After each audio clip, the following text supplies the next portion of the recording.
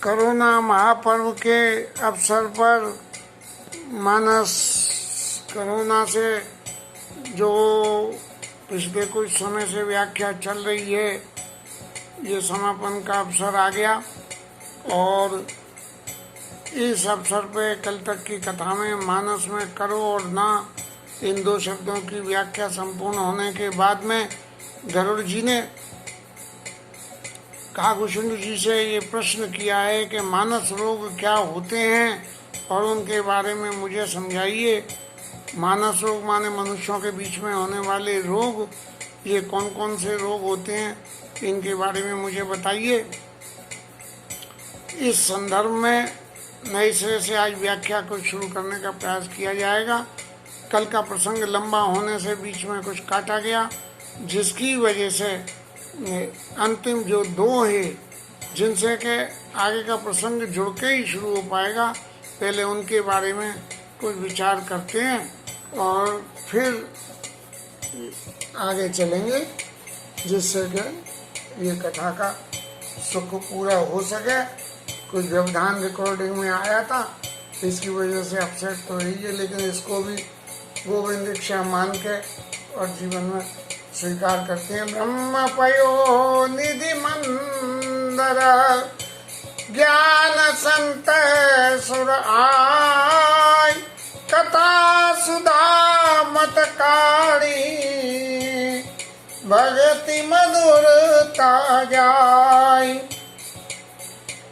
ब्रह्म विषयक जो जानकारी है, ये ब्रह्म विषयक जानकारी समुद्र के समान है। जैसे समुद्र मंथन हुआ था तो अमृत निकला था, ऐसे इस ब्रह्म पयोनिधि ब्रह्म रूपी समुद्र का मंथन करने के लिए ज्ञान और भक्ति का जो डिफरेंस है, उस में ज्ञान मंदराचल पर्वत के समान है। जब भक्त रूपी समुद्र में ज्ञान रूपी मंदराचल को घुमाया जाएगा, तब जो है कथा रूपी अमृत निकलेगा। अब ज्ञान पयोनिधि मंदिर है, ज्ञान मंदिर है, मंदराचल है, और मंदिर ज्ञान संत सुर आई। ज्ञान जो है वो हम पयोनिधि मंदिर है, ज्ञान संत जो है वो देवताओं के समान है। इसके मंदिर के पक्ष में मतने वाले ज्ञान संत सुर आई। ज्ञान और संत जो हैं ये देवताओं के पक्ष वाले व्यक्ति हैं, और कथा सुधामत कारी भगति मधुरता जाएंगे। भक्ति जो है इसमें वो मधुरामृत है, वो अमृत है कि जो कथा रूपी सुधा को जब ज्ञान रूपी मंदराचल से संत और देवता मिलके इसका मथन करते हैं, तब जो है ये कथा निकलती है। और विरति चर्म अस ज्ञान मद लोभ मोह रिपु मार और जय पाई सो हरि भगति देख खगेश विचार। हे गरुड़ जी, वैराग्य चर्म के समान है। वैराग्य चर्म, जिसमें के आसन पे ज्ञानी लोग बैठे। विरत चर्म असी ज्ञान मद। ज्ञान जो है तलवार के समान है। इस चर्म तलवार के समान है। तलवार क्या करती है? मारने का काम करती है, काटने का। तो लोभ मोह रिपु मार। ज्ञान जो है लोभ और मोह रिपु रूपी इन दुश्मनों का नाश करता है, इनको काट देता है। ये माने विरति चर्म असी ज्ञान मद। ज्ञान मद लोभ मोह रिपु मार। लोभ और मोह को मार, मद को जो है मद और लोभ और मोह, इनको ज्ञान रूपी तलवार जो है वो मार देती है। ये भक्ति मधुरता प्राप्त करने के लिए जितनी ज्ञान की जरूरी है उतनी भक्ति भी जरूरी है। बिना ज्ञान रूपी मंदराचल के कथा रूपी अमृत को मत के नहीं निकाला जा सकता है। और जय पाइय सो हरि भगत देख खगेश विचार, ये भगवान के भक्त और भगवान की भक्ति है जो इस मंदराचल को मत के अमृत निकलवा देती है। भक्ति रूपी अमृत की प्राप्ति के लिए ज्ञान को मंदराचल बना के लोभ मोह रिपुओं को नाश करके जब ये मथन किया जाएगा ब्रह्म रूपी समुद्र का, तब भक्ति रूपी ये कथा सुधावतकारी भक्ति मधुरता जाएंगे। ऐसे करने से ये भक्ति रूपी मधुरता मधुरामृत उसमें से निकलेगा। अब ये तो रही ज्ञान और भक्ति कथा के विवरण की बात कि ज्ञान जितना जरूरी है भक्ति भी उतनी जरूरी है। ज्ञानी भक्तियों में क्या अंतर है, ज्ञान क्यों जरूरी है, भक्ति क्यों जरूरी है, ज्ञान प्राप्त करना कैसे, भक्ति प्राप्त करना कैसे। ज्ञान प्राप्त करने के लिए जो कुछ भी साधन करना उनके साइड इफेक्ट्स क्या क्या होते हैं, उसमें जीत की संभावना मिलने के बाद भी हार की संभावना कितनी रहती है, और भक्ति के मार्ग में भक्ति में हार की कोई संभावना नहीं है। जीव को यदि हारना है तो एक ही बात है कि सारे जीवन के जो विकार हैं काम क्रोध लोभ मोह मत्सर, इन सब विकारों को तज के और सरल स्वभाव न मन कुटिलाई जथा लाभ संतोष सदाई, सिर्फ इस बात को विचार करके और जो भगवान की भक्ति में लगे और जो लगे तो इसके जय पाइय सो हरि भगत देख खगेश विचार। हे गरुड़ जी, जो इस काम को ऐसा करेगा उसको तो जीवन में जीत ही जीत होगी। इस बात को सुनने के बाद गरुड़ जी फिर प्रश्न करते हैं, जिसकी 2-4 चौपाइयां का हम पाठ करते हैं। सुन खगेश वो ले खगराओ और जो कृपाल मोयू पर भाऊ नाथ मोई निज सेवक जानी और सप्त प्रश्न मम कयो बखानी। ऐसी बात सुन के गरुड़ जी बोले, हे काकुशुंड जी, यदि आप मेरे ऊपर कृपा करते हो तो क्या करो, ना तो मोहि निज सेवक जानी, अपना सेवक जाने।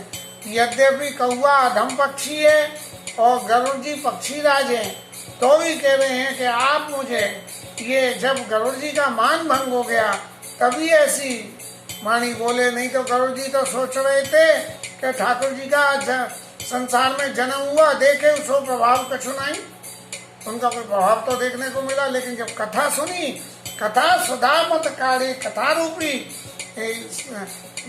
भगवान राम के चैत्र रूपी समुद्र को जब मंथन करके कथा रूपी अमृत मिलके और उस अमृत का पान कर लिया गरुड़ जी ने, तब गरुड़ जी बोले कि नाथ मोहि निज सेवक जानी, हे नाथ, आप मुझे अपना सेवक जान के सप्त प्रश्न हम कहू बखानी, मेरे 7 प्रश्नों का बखान करिए। और वो प्रश्न कौन कौन से हैं, ये 7 प्रश्न अब सामने आते हैं। हालांकि प्रसंग लंबा ही है, लेकिन यथासंभव 24-25 मिनट में जो भी कहा जा सकेगा आज कहेंगे, और कल विश्राम करेंगे। ततमैनाथ कहु मति धीरा, सबते दुर्लभ कवन शरीरा। सबसे दुर्लभ कौन सा शरीर है, सबसे पहले ये बताओ। और बड़े दुख कवन सुख बारी, सोई संक्षेप काऊ विचारी। बड़ा दुख कौन सा है और बड़ा सुख कौन सा है, कैसे वर्णन करोगे महाराज? तो वर्णन ऐसा करना कि महाराज संक्षेप में बताना। दुख प्रत्यक्ष रूप से देख चुके हैं और सुख जो आपकी कथा को सुन के हुआ है वो अभूतपूर्व है, इसलिए अब आप इस बात को तो संक्षेप में ही कह देना। क्यों कि आपको मेरे ऊपर कृपा है, इसलिए आपके श्री रूप से इन दुख सुखों का वर्णन मैं सुनना चाहता हूँ। संत असंत मरम तुम जानो, तिनकर सहज स्वभाव बखानो। संत असंतों का मरम, संत असंतों का गुण पहले पूछा गया रामायण में, फिर उनके लक्षण पूछे गए और अब उनका मरम पूछा जा रहा है। ये 3 बार में संत असंतों के विषय 3 बातें पूछी गई हैं। अब कागभूषण जी इनका जवाब देंगे जो आगे आएगा। संत असंत मरम तुम जानो, तिनकर सहज स्वभाव बखानो। आप संत असंतों के मर्म जानते हो, उनका सहज स्वभाव का आप वर्णन करो। अब मर्म का अर्थ तो ये है कि गुण एक चीज है, लक्षण एक चीज है, और मर्म क्या है कि इन दोनों के बीच में से बाईपास करके कोई एक तीसरी रास्ता और भी है जरूर, वो महाराज आप जानते होगे। तो उस को आप कहो ना, संत संत मरम तुम जानो, तिनकर सहज स्वभाव बखानो। एक तो गुण और एक स्वभाव। आदमी का गुण क्या है? बोले साहब सबकी मदद करने को तैयार है, चाहे कैसा भी कोई व्यक्ति हो उसकी मदद करने को तैयार है। और आदमी का स्वभाव क्या है? स्वभाव आदमी का ये है कि कोई झूठ बोले तो गुस्सा आ जाती है, ये व्यक्ति का स्वभाव है। और मरम, ये मरम की बात है कि उसके सामने जाओ तो भैया चाहे जो कुछ भी कहो करो, लेकिन झूठ मत बोल देना, जो सही बात हो बोलना, ज्यादा मत बोलना, थोड़ा बोल। तो संत असंत मरम तुम जानो, तिनकर सहज स्वभाव बखानो। उनके सही स्वभाव की, उनके सही स्वभाव को आप बखानो माने डिटेल सके ना उनको। ऐसे नहीं कि सोई संक्षेपों को कहो विचारी, आप विचार कर संक्षेप में कहना, वो वाली नहीं है। दुख और सुख की व्याख्या संक्षेप में करना, लेकिन संतों की व्याख्या जो है वो आप डिटेल में करना। जहाँ तक स्वभाव और प्रभाव की बात होती है, जीवन में व्यक्ति का स्वभाव बहुत जरूरी होता है, लेकिन प्रभाव जो है वो आपके स्वभाव को दुराव कर लेता है। भौतिक जगत में हर व्यक्ति अपने प्रभाव को दिखाना चाहता है और स्वभाव को छिपाना चाहता है, और हमारे ठाकुर जी स्वभाव को दिखाते हैं और प्रभाव को छिपाते हैं। कैसे? नहीं आगे आएगा, भूल जाऊं।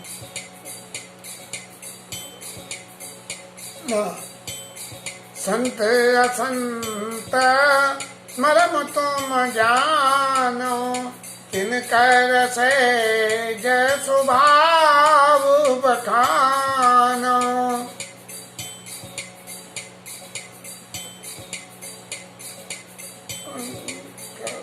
भजन का भाव के आना चलिए नहीं आया। आप संत संतों के सहज स्वभाव को, सहज में ही स्वभाव जो आदमी सहज रूपता से प्रकट कर ले। कोई आदमी किसी के पास गया सहज भाव से, एक आदमी तो कहता है को भाई आ गए, तो दूसरा कहता है तो जी क्या मेरा भूत है। और एक क्या है कि सहज स्वभाव क्या है, आओ साहब आओ। बोले अरे उसके यहाँ जाते हैं तो वो तो ऐसा समझता है कोई भला आ गई, और दूसरा कहते उसके यहाँ जाते हैं तो वो देख के गुजरते। ये सहज स्वभाव की बात है। तिनकर सहज स्वभाव बखानो, सहज स्वभाव का वर्णन। सारी रामायण का आधार संत असंतों के बीच के जो लक्षण हैं, इन्हीं लक्षणों के आधार पर करो और ना करो की व्याख्या होकर भगवान राम ने संतों का प्रोटेक्शन और असंतों का नाश करके ये सारी लीला सृष्टि की रचना करी। कहने को तो ये भी है कि भगवान चाहते तो असंतों का नाश करने के लिए एक अपने संकल्प मात्र से जिसके सृष्टि हो जाती है वो संकल्प मात्र से नाश भी कर सकता है, लेकिन तुलसीदास जी ने ये लिखा कि सोई जस काई भगत भव तरई और कृपा सिंधु जन हित तन धरई। इसलिए कि भगवान के उन गुणों को गा गा के और लोग आज जो संसार सागर से तर जाएंगे, इसलिए ऐसी लीला करी है।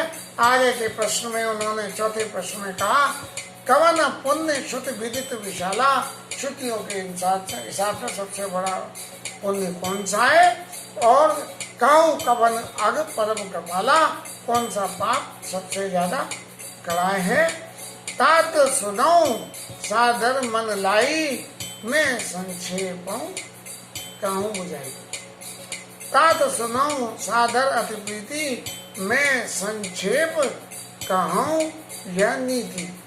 ये प्रश्न जो है, हालांकि ये प्रश्न गिनती में 6 आते हैं और कहा उन्होंने 7 है, तो इस 7 की गिनती को यदि हम समझना चाहें तो हम ये कह सकते हैं कि कहु बड़ दुख बड़ सुख कवन और कवन सुख भारी। बोले एक प्रश्न में सुख बताओ और दूसरे में दुख बताओ। ऐसे ही एक में संतों के लक्षण बताओ और एक में संतों के बताओ, तो ये 9 हो गए। लेकिन 7 प्रश्न का अर्थ सिर्फ यही है कि 7 की गिनती से ये जीवन के जो संसार की दैनिक क्रिया के जो 7 दिन होते हैं, इस 7 दिन के इनको 7 लक्षणों से जोड़ के और फिर कैसे जीवन में आचरण करें, इसके बारे में आएगी, जो अभी तो व्याख्या नहीं होगी। जब रामायण पूरी करेंगे तब कर पाएंगे। अभी ठाकुर जी की कृपा में कुछ कमी है।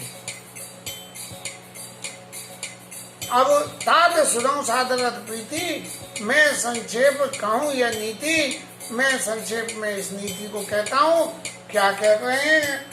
काकुशुंड जी कहते हैं कि नर तन सम नहीं कब नीहु देई, और जीव चराचर जाचत जेई।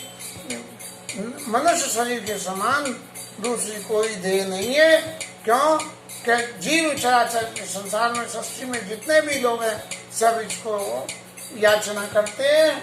दूसरे सारे शरीरों में गुण अवगुण होते हैं, मनुष्य शरीर में भी गुण अवगुण होते हैं, लेकिन फिर भी इस मनुष्य शरीर का सबसे बड़ा गुण ये है कि इस मनुष्य के शरीर में ईश्वर का भजन हो सकता है, अन्य किसी योनियों में नहीं हो सकता।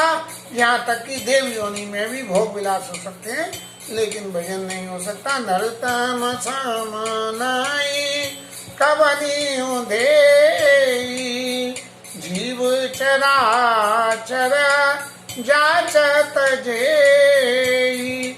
जीव चराचर इसकी याचना करते हैं कि प्रभु हमको मनुष्य शरीर देना। स्वर्ग नरक आपा बरग निसेनी, ज्ञान विराग भगति सुख देनी। आप चाहो तो मनुष्य शरीर से आप स्वर्ग जा सकते हो, आप नरक जा सकते हो, और कोई दूसरी तरीके के सुख भी आप प्राप्त कर सकते हो। अपवर्ग जो व्याख्या में नहीं है, पचदित में नहीं है, उन सबको भी आप प्राप्त कर सकते हो। ज्ञान विराग भगति सुख देनी। ज्ञान, वैराग्य और भक्ति, इन तीनों को देने वाला ये शरीर ही है, मनुष्य शरीर है, जिससे ज्ञान, वैराग्य और भक्ति आ जाए।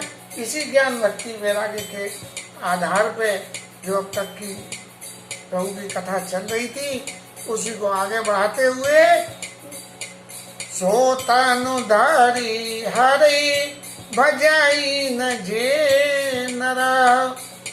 जो इस मनुष्य शरीर को धर के और भगवान का भजन नहीं करते हैं, तो वो कौन है? कैसे हैं वो लोग? जेना होई विषय रता मंद मंद तरा, ये विषय रत, ये हरि का भजन न करके और विषयों में रत जाते हैं, वो मंद बुद्धियों में भी उनसे ज्यादा होई विषय रत मंद मंद तर, यानी विषयों में उलझ के और बुद्धि को मंद से भी मंद कर लेते हैं। सोतानुधारी हरि भजाई न जे नरा, होई विषय रता मंद मंद तरा, कांची किरीच बदले तेले और करते दारी पर समनी दे। ऐसे व्यक्ति अपने शरीर, जो मनुष्य शरीर की जो है, मनुष्य शरीर की व्याख्या को मणि के समान कहा गया है। तो ऐसे व्यक्ति जो नर शरीर पाके और भोगों में लिप्त होते हैं, विषय में लिप्त होते हैं, ऐसे लोग अपने हाथ में रखी हुई मणि को त्याग के, फेंक के और कांच के टुकड़े को मणि समझ के लेते हैं। भगवान राम ने भी अयोध्या वासियों के उपदेश में यही कहा, यही तन कर फला विषय न भाई, सरकौ स्वल्प अंत दुखदाई। तो स्वर्ग में इस शरीर का फल विषय भोग नहीं है, और ये स्वर्ग स्वल्प अंत दुखदाई, स्वर्ग से तो आपको अलग कर ही देता है, लेकिन अंत में भी दुख देने वाला होता है। स्वर्ग स्वल्प अंत दुखदाई, ताई कबाऊ बाल काई की कोई, गुंजाग्रही परस मानी खोई। उस व्यक्ति को कौन भला कहेगा जो गुंजा को तो स्वीकार कर ले और मणि को अपने हाथ में रखी मणि को। यही बात यहाँ काकभूषण जी कह रहे हैं, कांच किरीच बदले तेले, करते डारी पर समानी दे, नहीं दरिद्र सम दुख जग माई, संत मिलन समा सुख जग नाई। दारिद्र्य के समान कोई दुख नहीं है और संत के मिलने के समान